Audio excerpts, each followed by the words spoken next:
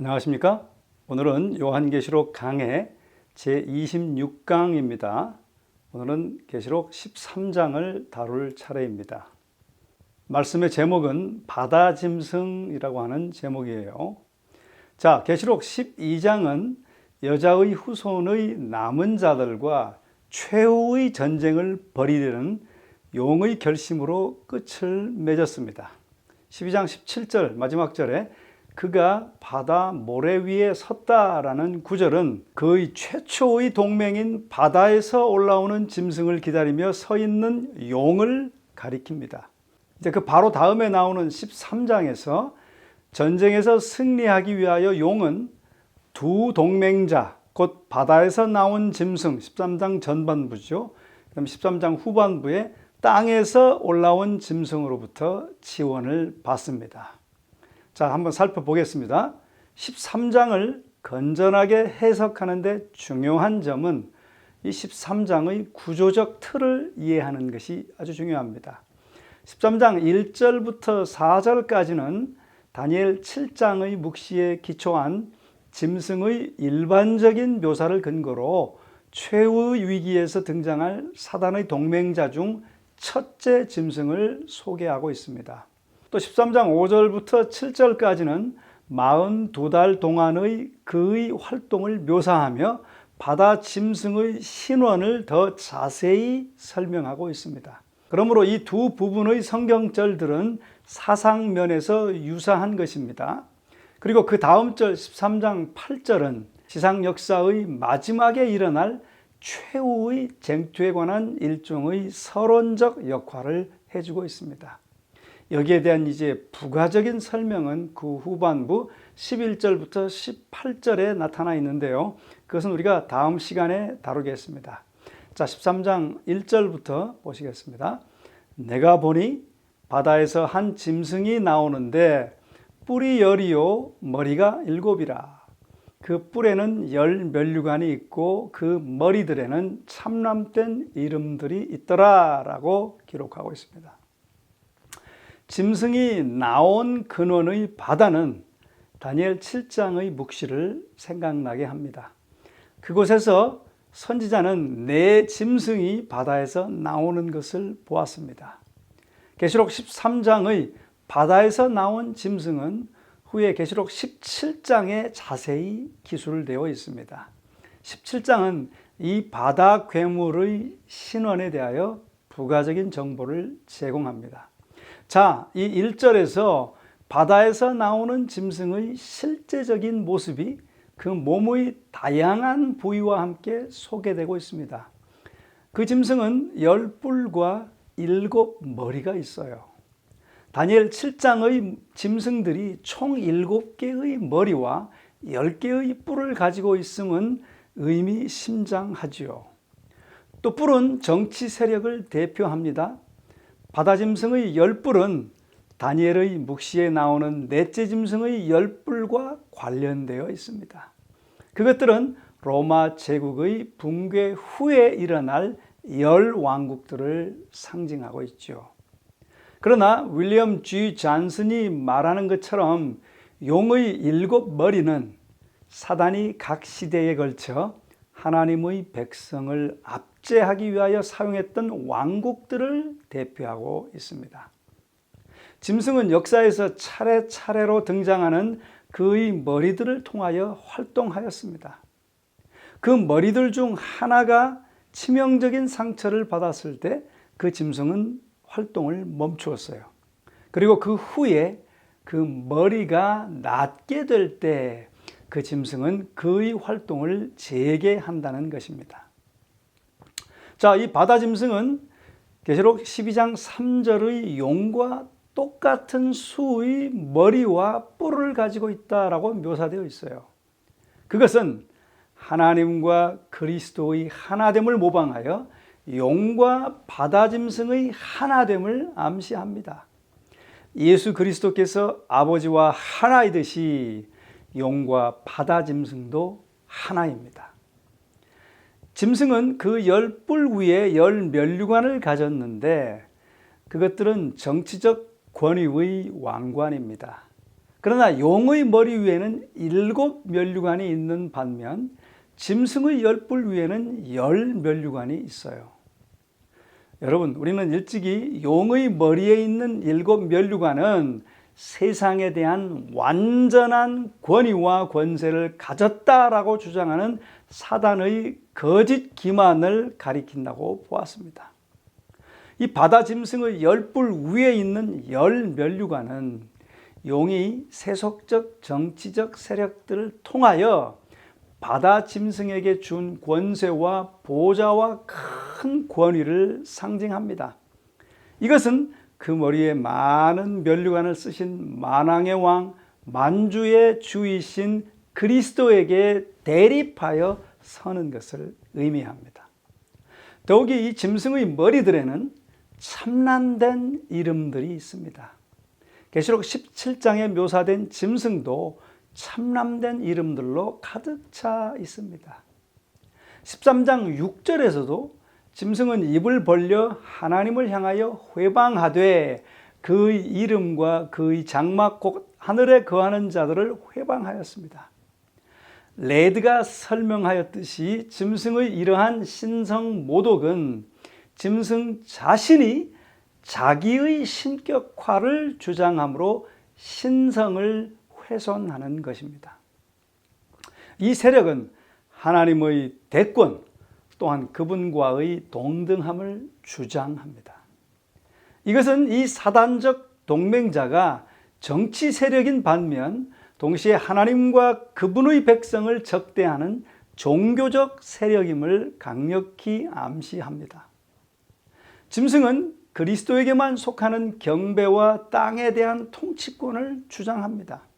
자, 이제 2절로 가겠습니다. 내가 본 짐승은 표범과 비슷하고 그 발은 곰의 발 같고 그 입은 사자의 입 같은데 용이 자기의 능력과 보좌와 큰 권세를 그에게 주었더라라고 기록하고 있습니다. 짐승은 다니엘 7장의 네 짐승의 모습과 특성을 모두 갖고 있는 합성적인 모습입니다. 짐승의 몸은 표범의 몸 같고 발은 곰의 발 같고 입은 사자의 입 같습니다. 그러므로 다니엘 7장은 바다 짐승과 그의 활동을 밝히는 열쇠를 제공합니다. 다니엘서에서 짐승은 통치권을 상징하기 때문에 바다 짐승에 관한 묘사는 이 사단의 동맹자가 일련의 통치 권력, 즉 정치적 그리고 종교적 권력이어야 함을 시사해 줍니다. 그는 그 앞에 있었던 모든 권세들의 정통 후계자라는 것을 암시합니다. 이 바다 짐승의 활동들은 다니엘의 넷째 제국인 로마 제국의 붕괴 후에 명백히 드러납니다. 이 바다 짐승은 용으로부터 능력과 보좌와 큰 권세를 받습니다. 그리스도께서 아버지로부터 권세를 받으신 것처럼 바다 짐승은 용의 권세를 받습니다. 사단은 이 세상에 대한 자기의 통치 권리를 주장하였어요. 예수께서는 그를 이 세상의 임금이라 칭하였습니다. 그는 예수님을 시험하면서 이 세상의 통치권이 내게 넘겨졌으므로 나의 원하는 자에게 그 통치권을 줄 수 있노라 라고 말했습니다. 그래서 이것을 다 정리해 보면 사단이 전 역사를 통하여 땅 위에 행사해온 능력과 권세가 이제 로마 제국을 경유하여 바다 짐승에게 넘겨졌다는 것입니다.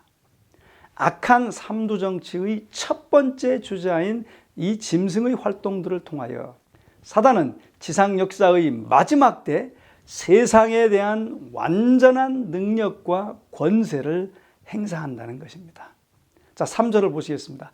그의 머리 하나가 상하여 죽게 된 것 같더니 그 죽게 되었던 상처가 나음에 온 땅이 놀랍게 여겨 짐승을 따르고 라고 기록하고 있습니다.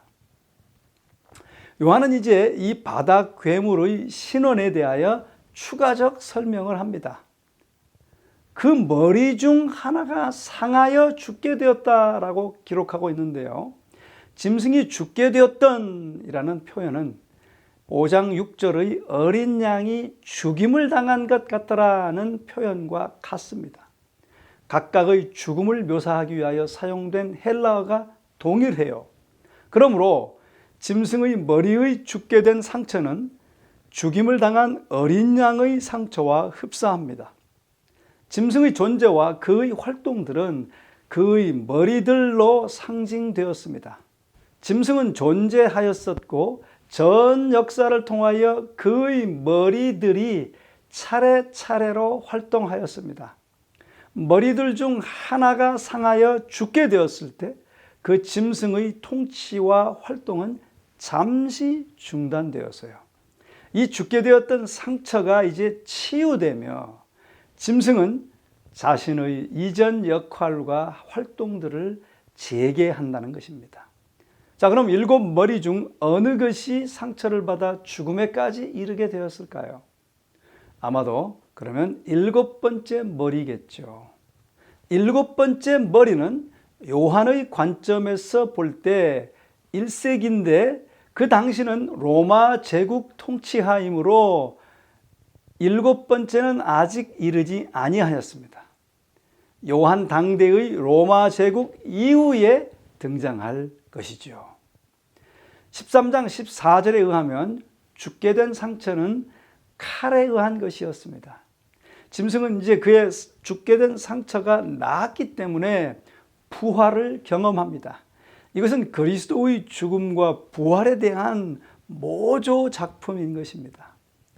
죽게 된 상처가 나음으로 세계적 추앙과 경외심을 끌어냅니다. 그것을 3절에는 온 땅이 이상히 여겨 짐승을 따랐고 라고 기록하고 있습니다. 이 추앙으로 짐승과 짐승에게 권세를 부여했던 용이 경배를 받는다는 것입니다. 그 다음 4절 그것이 잘 기록되어 있어요. 4절 보실까요? 용이 짐승에게 권세를 주므로 용에게 경배하며 짐승에게 경배하여 이르되 누가 이 짐승과 같으뇨? 누가 능히 이와 더불어 싸우리요 하더라 라고 기록하고 있습니다. 여기서 누가 짐승과 같으뇨라는 수사학적 질문은 구약에서 누가 하나님과 같으뇨에 대한 말씀의 모방입니다.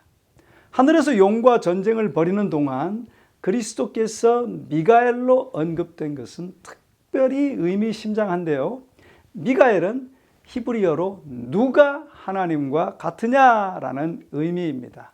따라서 누가 짐승과 같으뇨라는 이 말은 최후의 전쟁을 준비함에 있어 용이 그리스도를 모방한다는 또 다른 암시인 것입니다. 자, 이 누가 짐승과 같으뇨, 누가 능히 이로 더불어 싸우리요라는 질문은 아무도 없다는 뜻을 함축하고 있습니다. 이것은 전쟁에서 승리한다는 확고한 의미를 암시해 줍니다. 자, 5절로 갑니다.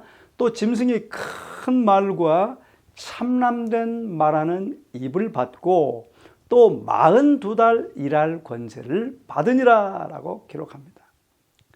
다니엘의 묵시에 의해 바다 짐승을 일반적으로 서술한 다음 요한은 이제 이 짐승의 활동과 특징들을 더 자세히 밝히고 있습니다.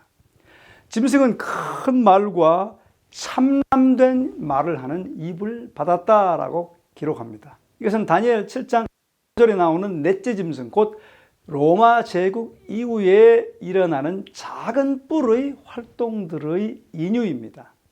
또한 바다 짐승이 그의 권세를 행사하도록 할당된 시간은 42달이에요. 이것은 상징적 작은 뿔을 묘사한 다니엘 7장 25절 한때와 두때와 반때에 대한 또 다른 인유입니다. 이 기간은 3년 반에 해당하지요.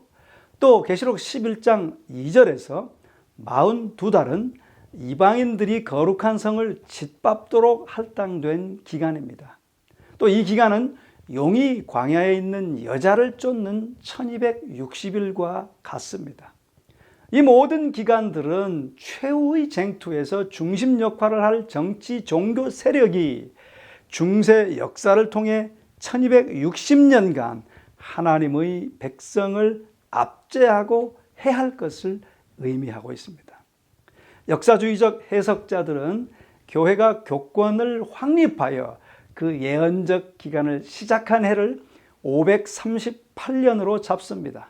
그리하여 프랑스 혁명의 사건들과 교황이 포로가 되므로 교회의 종교 정치적 억압 세력이 흔들리게 된 1798년이 42달 기간의 끝을 장식한다라고 이해하고 있습니다. 42달 동안에 행할 바다짐승과 작은 뿔, 그들의 활동들은 그리스도의 3년 반의 지상봉사와 같은 기간입니다. 42달의 특징은 참된 그리스도인들에 대한 거절과 핍박이었어요.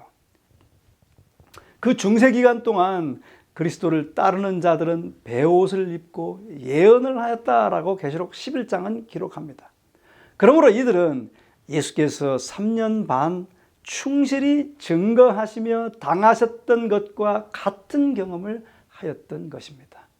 예수께서는 그것을 예언적으로 이렇게 말씀하셨어요. 사람들이 나를 핍박하였은즉 너희도 핍박할 것이다 라고 말씀하셨습니다. 자, 이어서 요한은 바다짐승의 참람된 것에 대하여 자세히 설명합니다. 6절로 가시겠어요? 짐승이 입을 벌려 하나님을 향하여 회방하되 그의 이름과 그의 장막 곧 하늘에 사는 자들을 회방하더라 라고 기록하고 있습니다. 여기서 하늘에 거하는 자들이라는 말은 본장에서 땅에 거하는 자들로 언급된 악인들과 대조를 이루는 하나님의 백성을 지칭합니다. 또한 비유적으로 그리스도를 따르는 자들은 그리스도와 함께 이미 하늘에서 통치하고 있는 것으로 묘사되고 있습니다. 특별히 이곳에서 하나님의 거처 혹은 장막이, 하나님의 장막이 하늘에 거하는 자들과 동등시 되는 것은 특별히 흥미롭습니다. 이것은 그리스도와의 영적 연합을 통해 그리스도 예수 안에서 함께 하늘에 앉은 하나님의 신실한 백성이 하나님의 장막임을 의미합니다. 그렇습니다, 여러분. 우리는 하나님의 장막, 하나님의 거처이니 우리가 먹는 것, 마시는 것, 우리 마음에 담는 것을 특별히 유의해야 되겠죠. 자, 이 원수의 세력이 쏟아붓는 회방, 즉 신성모독은 하나님과 그분의 신실하고 충성된 성도들을 겨냥한 것입니다. 자, 7절 보시겠습니다. 또 권세를 받아 성도들과 싸워 이기게 되고 각 족속과 백성과 방언과 나라를 다스리는 권세를 받으니라고 기록하고 있어요. 이 짐승은 성도들과 싸워 이기는 허락을 받는 것입니다. 짐승은 또한 각 족속과 방언과 백성과 나라를 다스리는 권세를 받습니다. 짐승에게 이렇게 권세를 주는 것은 계시록 13장 2절의 반복으로 용이 자기의 능력과 보좌와 큰 권세를 짐승에게 위임하는 것을 말하는 것입니다. 여기서 각 족속과 백성과 방언과 나라라는 말은 계시록 14장 6절의 종말적 복음이 전파되는 곳과 같은 지역입니다. 이와 같이 바다짐승은 계시록 14장의 세 천사들이 전하는 복음과 경쟁되는 거짓 복음을 세상에 제공한다는 것을 의미하는 것이죠.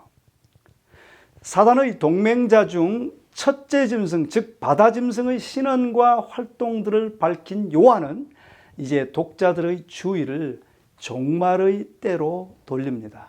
8절을 보시겠습니다. 죽임을 당한 어린 양의 생명책에 창세 이후로 이름이 기록되지 못하고 이 땅에 사는 자들은 다 그 짐승에게 경배하리라 라고 기록합니다. 여기서 요한은 땅에 사는 모든 자들, 즉 그 이름이 생명책에 기록되지 않은 모든 자들은 그 짐승에게 경배할 것이다 라고 기록하고 있습니다. 여기에서 짐승의 활동과 지상 역사의 마지막 때 짐승이 또 그가 받을 도움이 소개되고 있어요.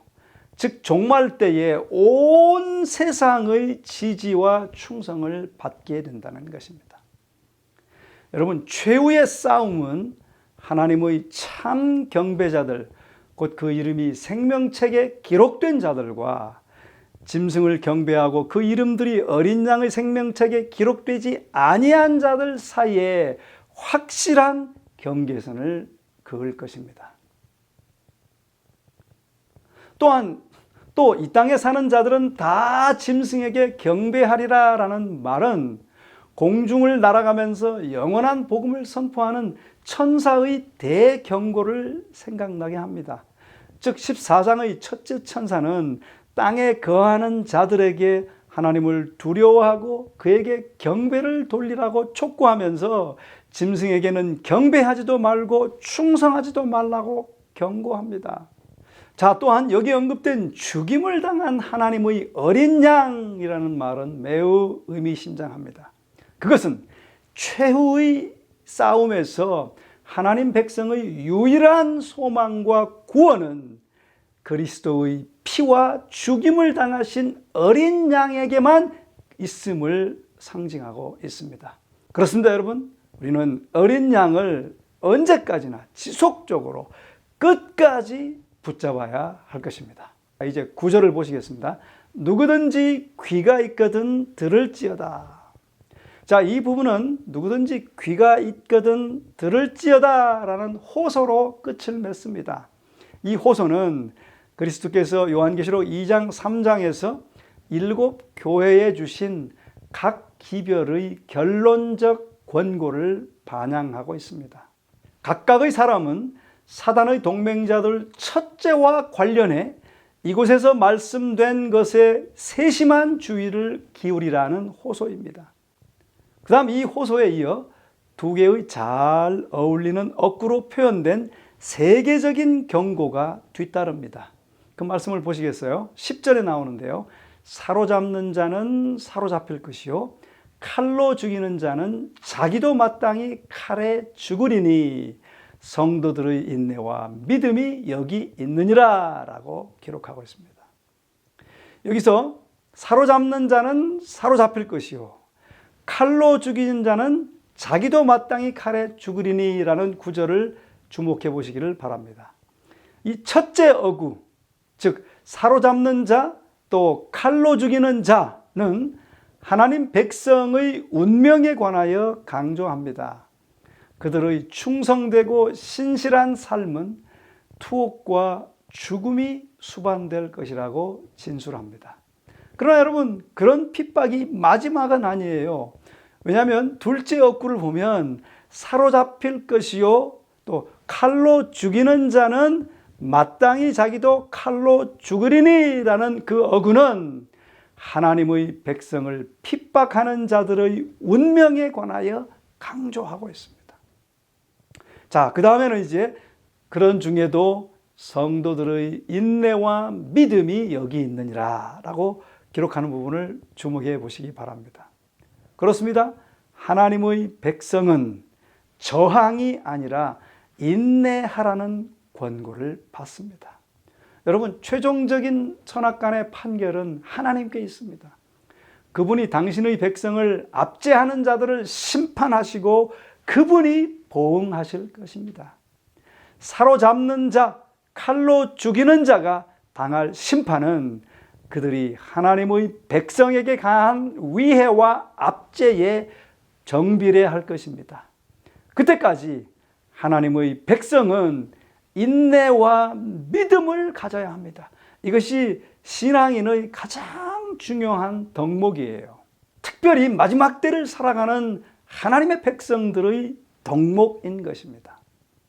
자, 이제 사단의 동맹자들 중 이 첫째 짐승, 바다 짐승은 누구를 혹은 무엇을 상징할까요? 이 바다 짐승과 그리스도를 묘사할 때 나타난 유사성은 이 원수의 세력이 예수 그리스도와 그분의 활동에 정반대되는 것을 시사합니다. 예수께서 물에서 나오심으로 자신의 봉사를 시작하신 것과 꼭 같이 바다 짐승도 바다에서 나옴으로 행동을 계시합니다. 예수께서 아버지와 하나 되신 것처럼 바다 짐승은 용과 하나 되었다라고 묘사되어 있습니다. 그리스도께서 아버지의 권세를 받으신 것 같이 바다 짐승도 용으로부터 권세를 받습니다. 또 그리스도와 바다 짐승은 그들의 이마에 왕관을 쓰고 둘 다 검을 사용하며 둘 다 뿔이 있습니다. 이 바다 짐승의 42달의 활동은 예수님의 3년 반의 봉사기간과 같습니다. 그리스도와 바다 짐승은 둘 다 죽게 된 상처를 받습니다. 그 후에 둘 다 다시 살아 더 큰 권세로 부상합니다. 둘 다 죽게 된 상처가 나은 후에 경배를 받습니다. 둘 다 추종자들이 있으며 그들의 이마에 쓴 것들이 있습니다. 누가 짐승과 같으뇨라는 외침은 12장 7절의 미가엘 누가 하나님과 같으뇨라는 그 이름을 떠올리게 합니다. 마지막으로 그리스도와 바다 짐승은 각 족속과 백성과 방언과 나라에 대한 전 세계적 권세를 발휘합니다. 자, 이런 것들을 다 잘 반추해 보면 계시록 13장에 등장하는 사단의 동맹자들 중 첫째 짐승, 즉 바다 짐승의 신원은 그리스도의 지상 봉사를 모방하는 배도적 종교 체제임을 밝혀주고 있습니다. 이 종교 체제가 한 짐승의 상징 속에 제시되어 있다는 사실은 그것의 정치적 권세와 세력이 종교라는 가면 아래 있음을 시사해 주고 있습니다. 더욱이 이 세력이 자행할 활동들은 다니엘 7장의 네 번째 짐승 이후에 일어나는 작은 뿔의 활동들을 상기시킵니다. 자, 그러므로 다니엘 7장과 요한계시록 13장은 로마 제국이 붕괴된 후에 일어나 그것을 계승할 한 세력을 가리킵니다. 다니엘 7장 25절의 작은 뿔과 계시록 13장의 바다 짐승의 활동 기간은 42달 혹은 1260일이라는 예언적 기간으로 제한되었습니다. 다시 말하면 바다에서 나온 짐승의 마지막 활동들은 하나님을 대적하고 하나님의 백성을 압제한 1260년의 활동에 뒤이어 죽게 된 것 같더니 상처가 나은 후 다시 나온다라고 하는 것입니다.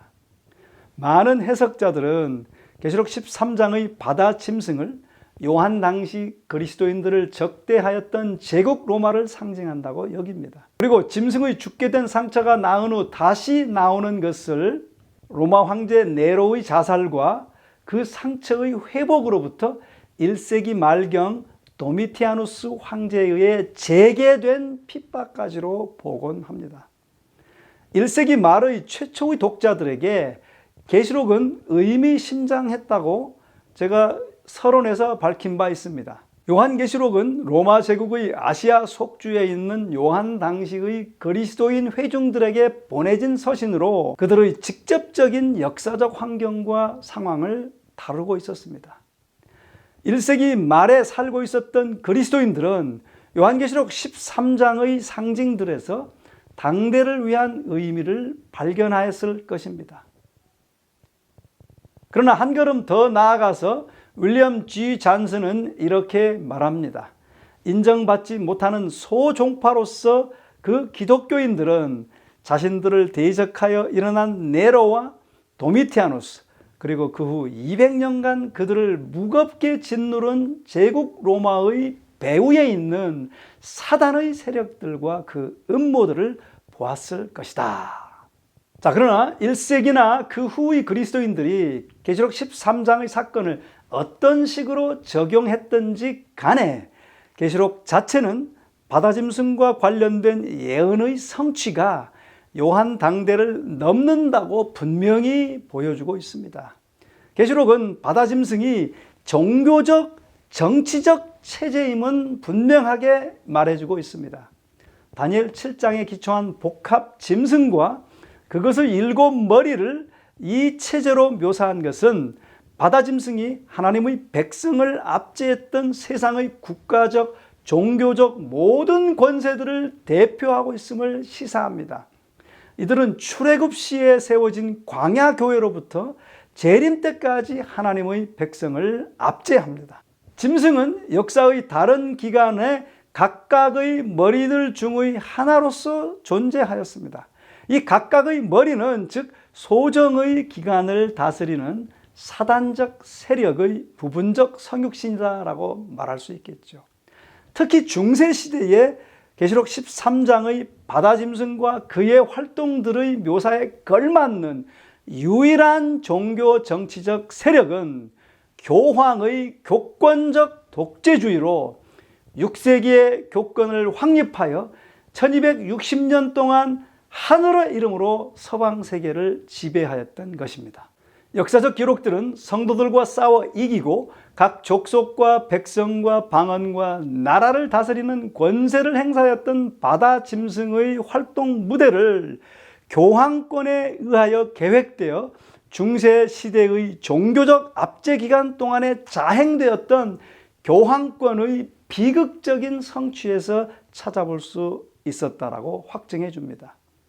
오늘날 교회연합과 종교 관용으로 특징 지어진 현대에 그러한 해석은 가혹하고 불공정하게 보일지라도 현재가 역사적 사실을 지우지는 못합니다. 그 교권은 그 종언을 고할 때까지 계속되었습니다. 르네상스의 인본주의적 회의주의와 신학, 정치적 전선에 대한 개신교의 도전을 시작으로 교회의 권위주의적 통치는 심각하게 훼손되게 되었습니다. 더군다나 도시계층의 등장으로 귀족계층과 교권적 상부 구조는 새로운 도전에 직면하였던 것이죠. 뒤이어 일어난 계몽주의 시대는 기존의 종교적, 정치적 통치 배후에 있던 전반적인 원리를 공격하였습니다. 르네상스 정신의 전통이 계속되면서 새로운 사상가들은 사회를 본격적으로 세속화하기 시작하였습니다. 철학자들이 이론으로만 옹호했던 것을 미국과 프랑스 혁명들은 점차적으로 이제 실행에 옮기게 되었던 것입니다. 자유주의 철학자들은 교회와 군주들이 나눠주기를 원치 않았던 상당한 자유를 요구하였습니다. 북미와 유럽에서 공화정 형태의 정부를 세우는 일과 교육에서 정치에 이르기까지 사회의 점차적인 세속화는 점진적으로 종교적, 정치적 억압과 중세와 중세 이후 시대의 억압과 편협을 종식시키고 있었습니다. 더구나 대중의 해방은 종교적 미신과 억압으로부터의 해방을 의미하였습니다. 민족주의는 대중들의 수준을 통치권의 엘리트 수준으로 끌어올리고 있었습니다. 또한 그것은 군주 제도를 무너뜨리며 그 자체의 필요를 위하여 교회를 효과적으로 무력화시키고 있었던 것입니다. 정치적, 종교적 자유에 심대한 충격을 주었던 프랑스 혁명 사건들은 1798년 나폴레옹 휘하에서 교황권이 몰락한 것을 포함한 이 사건은 아마도 죽게 된 상처에 대한 가장 명백한 적용일 것입니다. 그러나 본문은 이 죽게 되었던 상처가 결국 나음을 입고 바다짐승이 다시 한번 부활하여 권세와 능력을 행사할 것이며 그 짐승의 활동 반경은 종말적 복음이 전파되는 지역과 동일하다라고 말하고 있습니다. 계시록 13장 8절은 전 세계적인 세속적 정치적 권세들과 세력들의 지원을 받는 이 종교 정치적 체제가 그 활동들을 강화시키되 특히 이 세상 역사의 마지막 때에 그렇게 할 것임을 천명하고 있습니다. 그 결과로 땅에 거하는 모든 자들이 짐승을 경배할 것이며 사단적 사무에게 그들의 충성을 바칠 것입니다. 그러나 이번에는 다시 살아난 배도적인 종교 정치적 그 세력이 하나님의 백성을 멸하려는 그 목적을 수행하기 전에 궁극적으로 멸망될 것입니다. 여러분, 이러한 예언들을 통하여 다시 한번 우리에게 주신 약속들을 잘 기억하고, 사로잡는 자는 사로잡힐 것이요 칼로 죽이는 자는 칼로 인해 멸망당할 것이다라고 하는 그 분명한 약속의 말씀을 신뢰하면서 이 마지막 때 아무리 큰 어려움이 있다 할지라도 이겨내시고 또 승리하시고 그리스도 어린 양을 붙잡고 생애하시는 여러분과 제가 되기를 간절히 바랍니다. 기도하시겠습니다. 사랑의 아버지 하나님, 이 마지막 때의 놀라운 사건들을 다시 한번 예언을 통하여 깨닫게 하시니 감사합니다. 두려운 사건들이 펼쳐질 거라고 말씀은 말하지만 더 중요한 것은 모든 것들을 통제하시고 통치하시는 위대한 온 우주의 통치자 어린 양 그리스도 예수를 붙잡는 것이다 라고 하는 약속을 주셔서 감사합니다. 그 약속과 믿음 가운데 승리하는 저희 모두가 되도록 축복해 주시옵소서. 예수님의 이름으로 기도합니다. 아멘.